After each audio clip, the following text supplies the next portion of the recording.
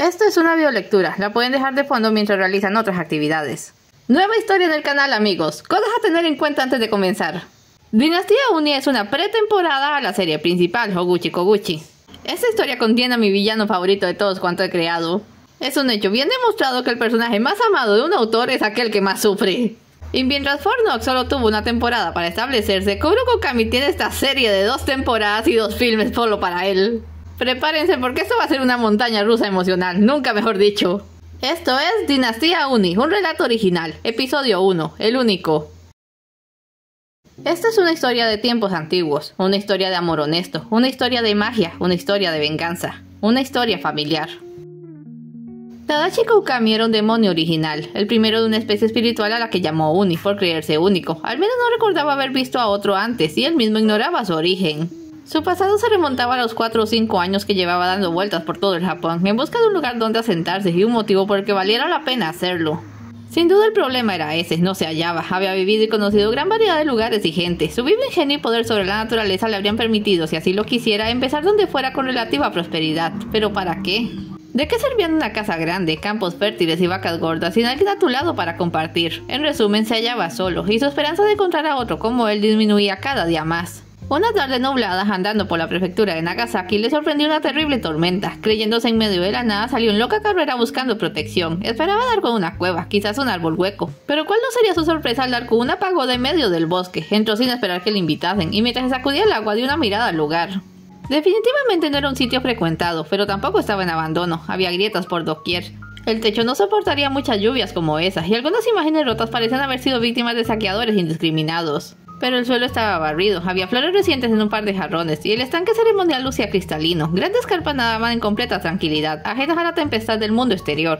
Tadashi se inclinó para ver su reflejo. Todo su cuerpo era negro como una sombra, sus ojos rojos brillaban cual flamas. Mil disculpas, ofreció a la entidad a quien perteneciera esa pagoda antes de sacar una gruesa carpa del estanque. Se las arregló para hacer una fogata en la cual secar sus ropas y cocinar el pescado. Dado que la noche cerrada y la tormenta no daba señales de amainar, se puso tan cómodo como podía para dormir. Con la lluvia como arrullo, el sueño no tardó en llegar, acompañado de augurios e imágenes. Soñó con 2 niños humanos que jugaban en un prado, que reían y correteaban llenos de vitalidad. De pronto el mayor saltaba sobre el menor con una violencia imprevista, golpeándole el rostro hasta hacerle sangrar. El pequeño reaccionaba. No solo no se defendía, sino que tampoco lloraba. Con un simple movimiento alejaba a su atacante. Con su fría indiferencia reducía y ponía a temblar al mayor. Una exclamación le hizo despertar. Al abrir los ojos se topó con una joven humana a la entrada de la pagoda. Traía una canasta de flores y el brillo matinal le daba una curiosa tonalidad a su rostro. Se miraron uno al otro por cosa de 2 minutos antes de que ella soltara la canasta y saliera corriendo de allí. ¡Espera!, gritó. ¡Vuelve! Se echó encima su capa de viaje, recogió la canasta y fue tras ella. Ni siquiera sabía por qué la estaba persiguiendo, pero no iba a perderla. Dejaron el bosque al desembocar en un sendero. Allí ella se tropezó y cayó al suelo. Tadashi apretó el paso hasta alcanzarla. ¿Estás bien?, preguntó. ¡No, aléjate! Aún herida trataba de huir. ¿Qué quieres de mí? De ti no quiero nada. Dejó la canasta a su lado. Dejaste esto tirado. Déjame revisarte. ¡Ay, no! Deja de llorar. Es solo una torcedura. Permíteme. Colocó ambas manos alrededor de su tobillo. Su tacto era frío, pero produjo un repentino calor. El dolor desapareció por completo y la asustada chica pudo verle bajo una luz diferente. ¿No eres malvado? ¿Malvado? ¿Quieres decir como esos que atacan a los humanos en cuanto los ven? No. Le ayudó a levantarse. Jamás me han interesado tanto como para pensar en acabar con sus vidas. En fin. Ahora estaba incómodo y deseaba marcharse. Lamento haberte asustado. Tomaré mis cosas y me iré. No creo que debamos volver a vernos jamás. Se alejó unos pasos. Un consejito. En el futuro no le salgas corriendo a nadie así. Si su intención es mala, te perseguirán de cualquier modo. Si no lo es, bueno, resulta muy descortés. Adiós. ¡Aguarda!, exclamó ella. ¿Cómo te llamas? Tadashi Koukami. ¿Y tú? Hikari. Me llamo Hikari. Mucho gusto. ¿Ves? Ahora tengo una mucho mejor impresión de ti. Salió del sendero y se internó en el bosque lo bastante rápido para que ella no le detuviera, lo bastante despacio para que no se notara su prisa por alejarse de allí. De regreso a la pagoda reparó en que muchas flores habían caído del canasto y allí seguían. Las recogió y las cambió con las de los floreros. Después preparó su maleta de viaje para irse. Pero no se fue. En vez de eso buscó un riachuelo cercano y se gastó todo el día tratando de conseguir una carpa que reemplazara a la que se había comido. Pescó varias y antes de darse cuenta había anochecido otra vez. Aquella noche soñó con los niños de nuevo y ahora Hikari estaba allí jugando con ellos. Verlos a los 3 le hacía inmensamente feliz. ¿Por qué? ¿Era ese su futuro? ¿Era siquiera una posibilidad?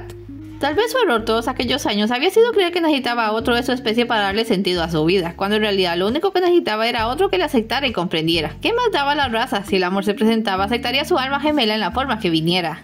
Al día siguiente tomó sus herramientas, las que siempre cargaba por alguna eventualidad, y comenzó a reparar el tejado, posteriormente el piso, cubrió las grietas, cuidó del estanque, reemplazó los adornos rotos por tallas de madera y bambú. Plantó todo un jardín alrededor de la pagoda, su magia simulaba la naturaleza, y en un mes el lugar quedó mejor de lo que nunca había estado. Pero Hikari no regresó, y una mañana, tras pasarse la noche en vela calculando lo profundo de su soledad y lo ridículo de su actitud al trabajar tanto por una mujer a la que apenas conocía, decidió ponerle fin a su vida. Estoy tan cansado, se dijo tomando su espada. Mi existencia no tiene razón. Que mi muerte la tenga un menos no hará diferencia. Tadashi, se oyó entonces una voz. Tenía la hoja a centímetros del vientre, en el punto exacto del harakiri, y apenas la bajó un poco para voltear. Allí estaba ella, con su canasta de flores y tan sorprendida como la primera vez que se vieron. ¿Qué estás haciendo?, preguntó con un hilo de voz. Pensé que no vendrías. ¿Hiciste todo esto por mí?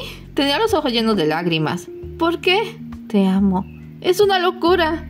Precisamente. Él arrojó su espada, ella tiró su canasta y ambos corrieron al encuentro del otro, abrazándose en medio del jardín.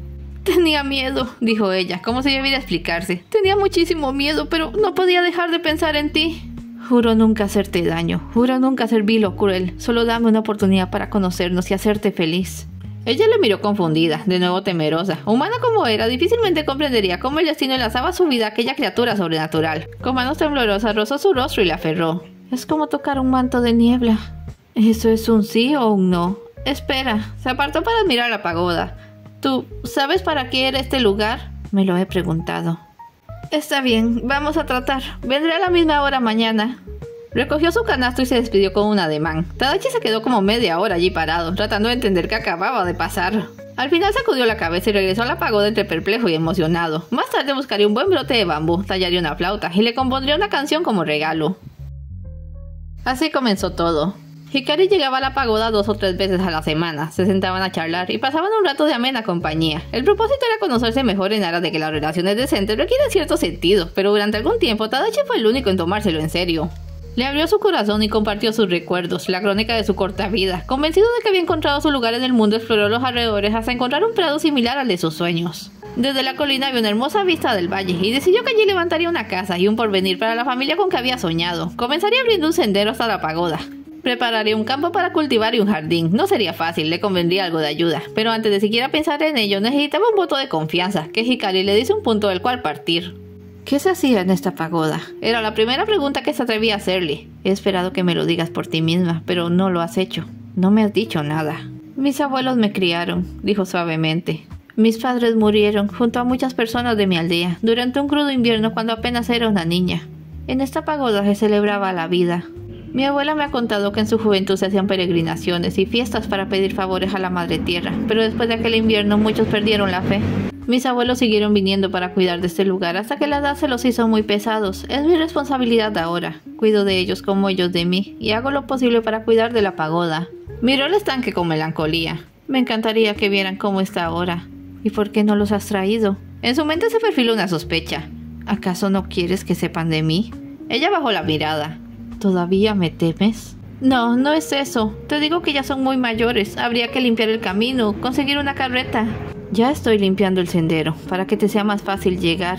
¿Y sabes cómo hacer una carreta? Bueno, conozco a alguien que podría prestarme una. ¿Otro demonio?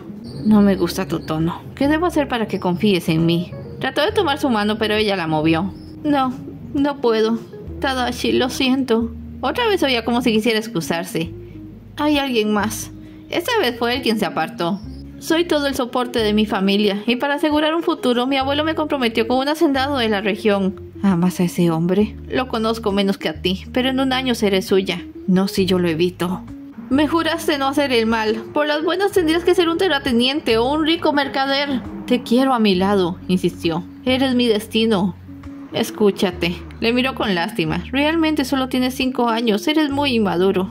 Lo que hayas soñado no importa. Soy un ser humano y si solo me quieres porque crees que debe ser así... Creo que ya debo irme. Adiós, Tadashi. Un par de días después, presa de cierto remordimiento, Hikari fue a buscarlo para disculparse por su brusquedad. En todo caso, el primer error había sido suyo por no mencionar su compromiso hasta darse cuenta de la seriedad de sus decisiones. Ya desde antes de llegar sintió que algo estaba mal, tan rápido como había florecido la flora decaída. En la pagoda el único rastro de Tadachi era su flauta de bambú y dentro de esta un pedazo de papel. Mi querida Hikari, quisiera saber lo que el tiempo representa para ti. 5 años de soledad han sido toda mi vida, pero han sido 5 años sin la preparación de una infancia. Así que llámame inmaduro si quieres, pero no confundas mis acciones y mucho menos mis emociones con los avances impulsivos de un adolescente. Algo sí te concedo, no soy digno de ti, y temo pensar que tú de mí tampoco. El sentimiento existe, queda por ver si la pasión lo ayuda a florecer. De mi parte solo queda una forma de asegurarme. Me marcho para convertirme en lo que tu familia espera para ti. Si dentro de exactamente 1 año no sabes de mí, perdóname. Haz con tu vida lo que debas y trata de ser muy feliz. Hasta entonces espérame y ruega por mí. La luz de tu nombre iluminará mi camino. Hikari apretó la nota en sus manos y rompió a llorar. A varios kilómetros de nuestro paraje previo se alzaban frondosas montañas. Entre la vegetación y la niebla vivía desde tiempos inmemoriales una manada de Kitsune Senko, los guardianes del bosque con forma de zorro, protectores también de aldeas y dueños de un poder y sabiduría sin igual. Hacia allí se enfiló Tadachi, en busca del consejo por parte de la única familia que había tenido alguna vez. Eran esas las mismas montañas donde había nacido, o al menos donde podía decir su existencia había comenzado. Shisen, la matriarca de más de 1000 años del clan Kitsune, le había encontrado y acogido como una madre a su hijo. Descubrió por observación que la sola presencia de Tadachi en un lugar exacerbaba la madre naturaleza. Las plantas crecían veloces, los animales se volvían más fértiles. Una criatura con semejante empuje vital no podía ser malvada, pero como no se conocía a otro de su especie, eso no se podía asegurar. Lo protegió durante todo 1 año y había esperado que fuera para siempre, pero la necesidad de Luni por entender su origen, por descubrir su propósito, ocasionó que se marchara. Ella no le detuvo. Con el mismo amor y comprensión que le daba a todos a su alrededor, le deseó la mayor de las suertes y le recordó que pasara lo que pasara, siempre tendría un lugar al cual volver. Se dirigió volando hacia allá. Sus grandes y ornamentadas alas siempre habían parecido más un artículo de lujo que una herramienta para transporte, así que casi nunca las usaba, pero ahora tenía algo de prisa.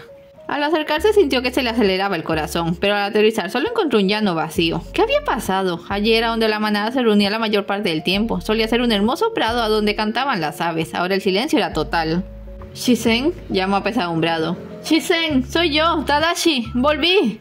Comenzaba a angustiarse cuando vio un pequeño zorro en la vera del bosque, más bien una zorrita, a quien reconoció por sus deslumbrantes ojos azules. ¡Rina! El animalito dio un brinco y se alejó en la espesura. ¡Rina, espérame! Le persiguió por 10 minutos antes de comprender que no huía, pues cada vez que creía perderle, su cola asomaba en algún lugar. Caminó más lento cuando otros zorros aparecieron.